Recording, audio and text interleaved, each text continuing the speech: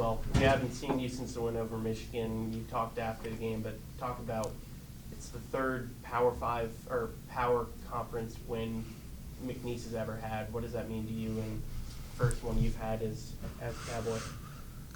It's good. It's hard to do. But look, we got to move forward from that. It closes out the non-conference portion of the schedule, so we got to move into conference. But it was a great win. It was a great night. It was great for our program. It was great for our school. We were trending on Twitter, all that stuff. You can't buy that. You can't put a price on that. We couldn't market that. We couldn't pay for marketing on that. So. It's big for our school. It's big for our community. It's big for our athletic department. That part's all great, but now people are going to want to knock us off. So a lot of people in our league are tired of hearing about us. So we've got a lot of work to do here as we move forward in league. How do you build on that as you head into conference play? Because they're a tough opponent. It's probably higher competition than you'll see as you get into conference play. Well, you build on the principles of how we played. I thought we played one of our more solid games. We only had 4 or 5 possessions offensively that I thought were pretty wasted. Defensively, we were pretty solid outside of getting in rotation and a couple transition defensive deals. We battled on the glass. So, you just try to build on the we met 4 of our 5 game standards, which is hard to do on the road, and especially on the road at a Big Ten team. So just try to build off of that, and you got some deposits in the bank when we'll need to pull out some of those some of those close conference road games, and you got something in the bank having won at Michigan. But really, it's just the process of how we went about things. Playing as you did on the road, how does that help you with 4 out of the 6 to start the conference on the road? Yeah, I think we're 4-2 on the road this year. It's just the way the schedule is. So, you're going to play all 18 conference games. You're going to play 9 at home, 9 on the road, and it just so happens 4 of our first 6 are on the road. So, if you're gonna be any good, you got to be able to win road games, and you got to be able to protect your home court. And so we've got a task ahead of us here with our first road weekend, and we got to take it one at a time against a good Commerce team. How do you guys keep the focus? You got to win against Southern Miss, UL, now Michigan. 3 really big wins. Now you turn the page the new year to conference. How do you keep the focus? Well, look, I look at, there's 5 seasons. There's an off season. We won the off season. We got all these players here that are good players, right? Then you have a preseason. So winning the off season, getting talented players had nothing to do with our preseason and how we were going to do in the preseason. So then we did a good job in the preseason. Then you go from off season to preseason to non-conference. Non-conference is now done. We've gone 11-2. Probably should be, 12-1, but we're 11-2. All right, so pretty good. Well, our preseason, having a great preseason, had no bearing on whether we were going to go 11-2. All right, and us being 11-2, now we move from the non-conference into the conference, and you move from conference into postseason. Those are the 5 seasons. And so our non-conference has nothing to do with our conference schedule. We got to start over, just like after we got the team in the off season. All right. That had no bearing on how good we were going to be. We just had a group of talented players sitting in chairs, all right? And then we had to mold it in the preseason. Just because we molded in the preseason did a good job, had no bearing that we were going to go 11-2 in the non-conference. And just like that, now that puts more of a target on our back, and we have to play even better in the conference because it's ratcheted everything up. So none of those have any bearing. Just however we do in the conference is not going to have any bearing on the postseason. You don't get a medal for the conference.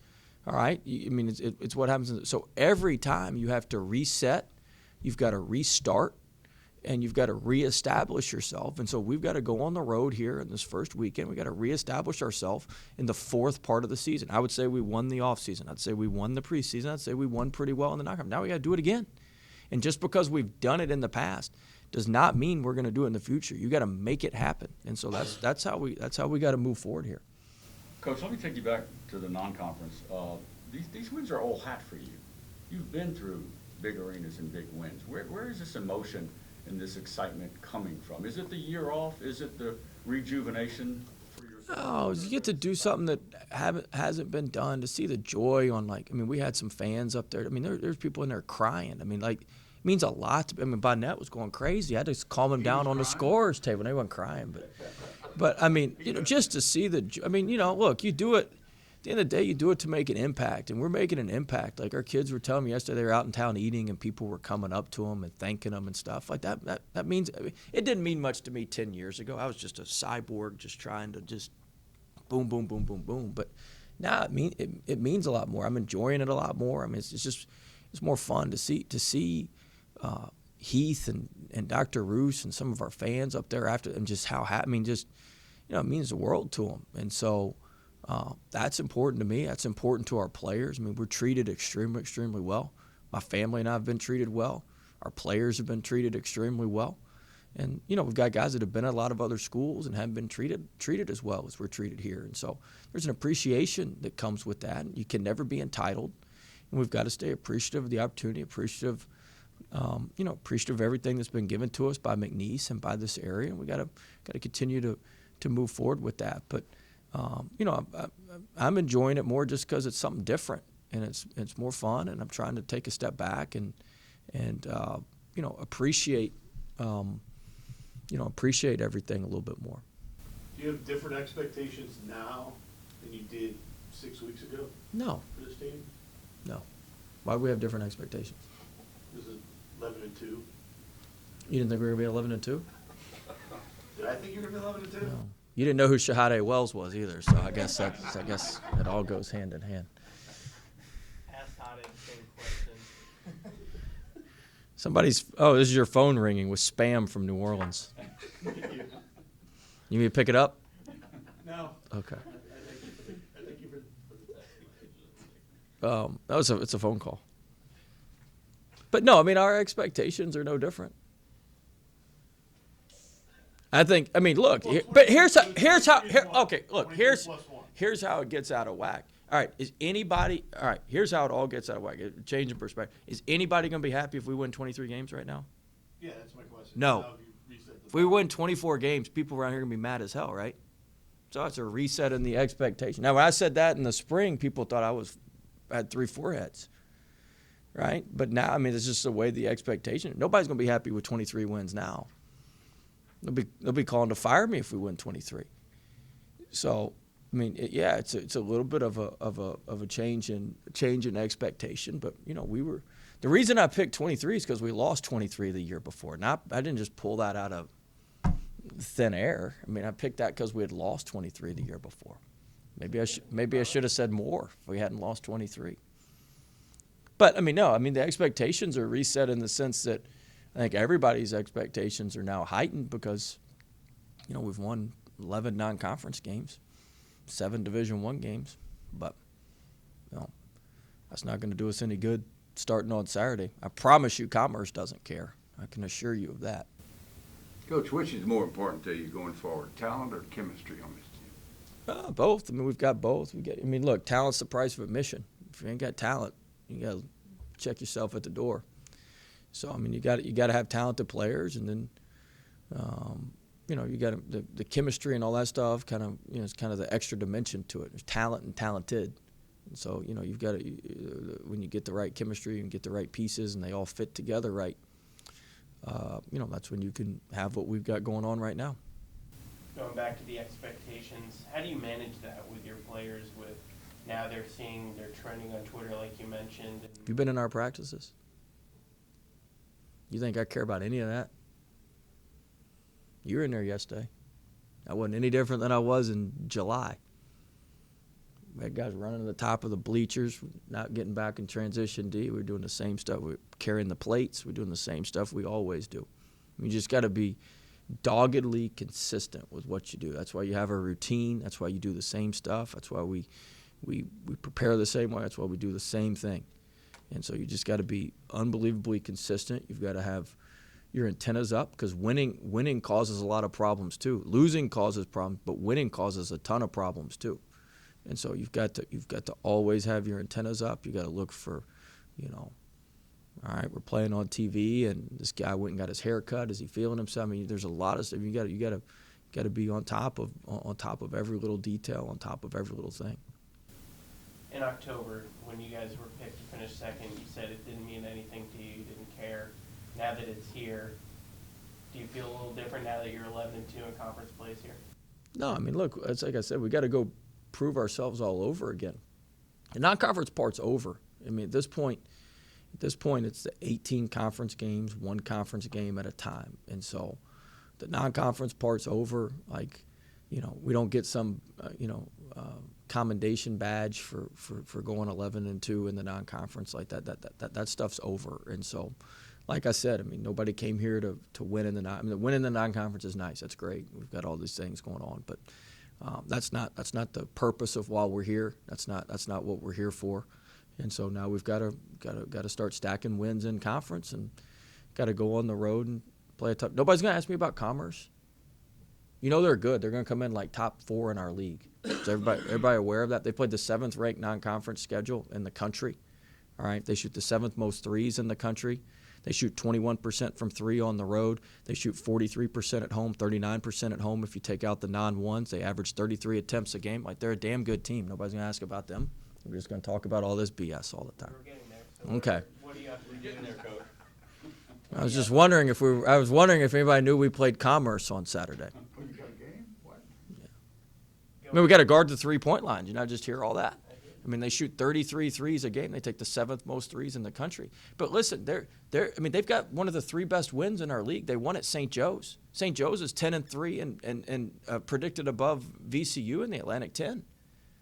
I mean, they've got one of the 3 best wins in the league. I mean, so they're 6-7, but 5 of their losses are. I mean, they've lost to Texas Tech, they've lost to Kentucky, they've lost to TCU. I mean, they've lost some expensive. They got paid a lot to lose. And Jarrett's a heck of a coach, a very good offensive coach. They're very, very physical. They play a ton of guys. They play extremely hard. It's a long trip. So I mean, it's gonna be a challenge. I believe they're one of the top 4 teams in our league, and I think as the league season plays out, I think they're gonna be very, very good. They've got good guard play. They got physical bigs. They can block shots. So I think it's going to be a very, very challenging game for us. That being said, as conference play begins with Commerce, how do you see C.J. Felder's role? That being said, let me get to the question I really wanted to ask and throw in Commerce so we can talk. Same question. Felder? I mean, he played more against Michigan. I mean, and so look, he's getting his sea legs underneath him. He was in here this morning at 7 a.m. working out. So, I mean, his defense was phenomenal. He blocked 3 shots. I mean, he could stay in front of McDaniel. He did a great job. And so, look, we've got to get some lineups where we can play him and Cullum together. We can play him and Shoemake together, so we can mix and match those guys a little bit more. But I mean, he's coming on. He's gonna be just fine. He's gonna be nice to have in conference play. That's for sure. Yeah, starting with Commerce. Well, Wells mentioned about a little bit more attention to the defensive side, and I think you might have been referring maybe to that perimeter. Is that the area, speaking of Commerce, is that the area that you think this team is going to be challenged mostly from a defensive standpoint? Yeah, I mean, we got to get better defensively. We've got to, there's some things on our defensive metrics that are not where we need them to be, and so we've got to get that stuff. We got to get that stuff corrected, and we've worked on ourselves the last couple of days trying to spend some time on that and get that better. And we need to change up a little bit more of our defenses.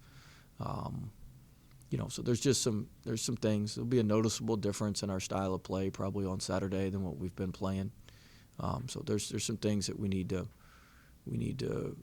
be better at, and there's some things we need to adjust. We can't keep doing the same thing. Teams catch on. Teams are good in league, and a lot of these teams are going to talk, and they're going to talk to each other and share everything and share all of our stuff. And so,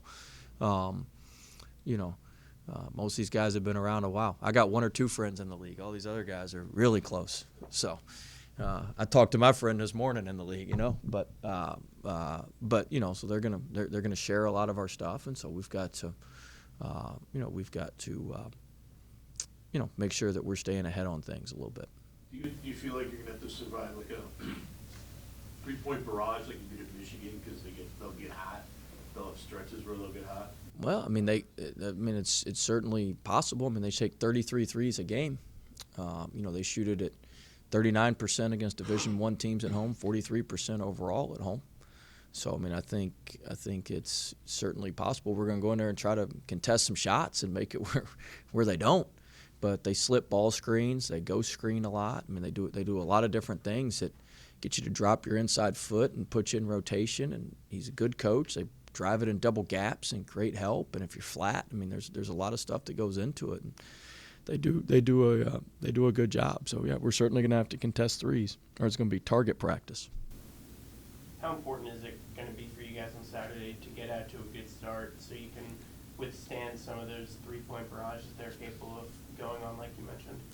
Yeah, we always need to get off to a good start, especially on the road. We need to be able to execute early on. We need to be able to, kind of settle into the game and be able to get the game and the style of play, how we would how we'd like it.